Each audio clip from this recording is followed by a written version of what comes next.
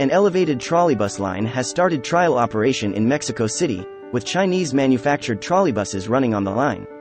The new line, extending 8 kilometers, consists of an exclusive elevated road. The government of Mexico City has collaborated with multiple Chinese companies, such as busmaker Yutong, to offer local residents an efficient and environmentally friendly transport system.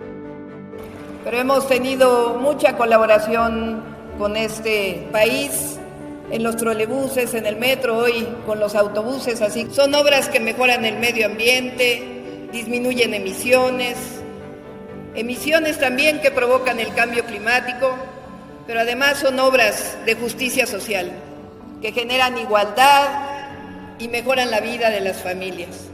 Es decir, la ciencia al servicio del desarrollo con bienestar.